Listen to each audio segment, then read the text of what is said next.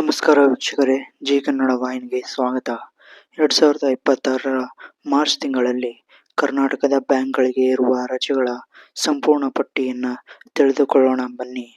ಈ ತಿಂಗಳಲ್ಲಿ ವಾರಾಂತ್ಯದ ರಜೆಗಳು ಮತ್ತು ಹಬ್ಬದ ರಜೆಗಳು ಸೇರಿ ಒಟ್ಟು 11 ದಿನಗಳ ಕಾಲ ಬ್ಯಾಂಕ್ಗಳು ಕಾರ್ಯನಿರ್ವಹಿಸುವುದಿಲ್ಲ.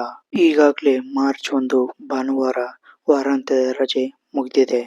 ಇನ್ನು ಮಾರ್ಚ್ 3 ಅಂದರೆ ಮಂಗಳವಾರ ಹೋಳಿ ಅಂದರೆ ಬಣ್ಣದ ಹಬ್ಬ ಅಥವಾ ರಂಗಪಂಚಮಿ ಹಬ್ಬದ ದಿನದಂದು ಬ್ಯಾಂಕ್ ರಜೆ ಇರುತ್ತದೆ.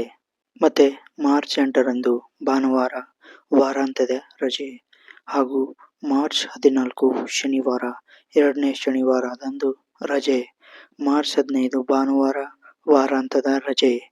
ಮಾರ್ಚ್ 19 ಗುರುವಾರ ಯುಗಾದಿ ಹಬ್ಬ. ಇದು ಕನ್ನಡದ ಹೊಸ ವರ್ಷ ಅಂತ ಹೇಳುತ್ತಾರೆ. ಸೊ ಆ ದಿನ ಕೂಡ ಬ್ಯಾಂಕ್ ರಜೆ ಇರುತ್ತದೆ. ಅದಾದ ನಂತರ ಮಾರ್ಚ್ 21 ಶನಿವಾರ ಈದ್ ಉಲ್ ಫಿತರ್ ರಂಜಾನ್ ಹಬ್ಬ. ಚಂದ್ರ ದರ್ಶನದ ಆಧಾರದ ಮೇಲೆ ಮತ್ತೆ ಬ್ಯಾಂಕ್ ರಜೆ ಇರುತ್ತದೆ. ಹಾಗೂ ತದನಂತರ ಮಾರ್ಚ್ 22 ಭಾನುವಾರ ಮತ್ತೆ ವಾರಾಂತ್ಯದ ರಜೆ. ಸೊ ಮಾರ್ಚ್ 28 ಶನಿವಾರ 4ನೇ ಶನಿವಾರ, ಅದಕ್ಕಾಗಿ ಮತ್ತೆ ಬ್ಯಾಂಕ್ ರಜೆ. ಮಾರ್ಚ್ 29 ಭಾನುವಾರ ವಾರಾಂತ್ಯದ ರಜೆ. ಮಾರ್ಚ್ 31 ಮಂಗಳವಾರ ಮಹಾವೀರ ಜಯಂತಿ. ಸೊ ಮತ್ತೆ ಬ್ಯಾಂಕ್ ರಜೆ. ಒಟ್ಟಾರೆ ಈ ಎಲ್ಲ ದಿನಗಳು ಹಬ್ಬ ಮತ್ತು ವಾರಾಂತ್ಯದ ದಿನ ಸೇರಿ ಒಟ್ಟು 11 ದಿನಗಳ ಕಾಲ ಬ್ಯಾಂಕ್ಗಳು ಯಾವುದೇ ಕಾರ್ಯ ನಿರ್ವಹಿಸುವುದಿಲ್ಲ. ಸೊ ಆ ದಿನ ಬ್ಯಾಂಕ್ಗಳು ರಜೆ ಇರುತ್ತವೆ.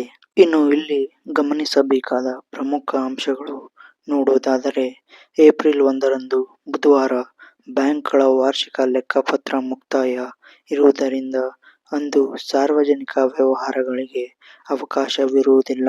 ಬ್ಯಾಂಕ್ ಶಾಖೆಗಳು ಮುಚ್ಚಿದ್ದರೂ ಎಟಿಎಂ, ಮೊಬೈಲ್ ಬ್ಯಾಂಕಿಂಗ್ ಮತ್ತು ನೆಟ್ ಬ್ಯಾಂಕಿಂಗ್ ಸೇವೆಗಳು ಎಂದಿನಂತೆ 24/7 ಲಭ್ಯವಿರುತ್ತವೆ. ಸತತ ರಜೆಗಳಿದ್ದಾಗ ಚೆಕ್ ಕ್ಲಿಯರೆನ್ಸ್ ವಿಳಂಬವಾಗಬಹುದು.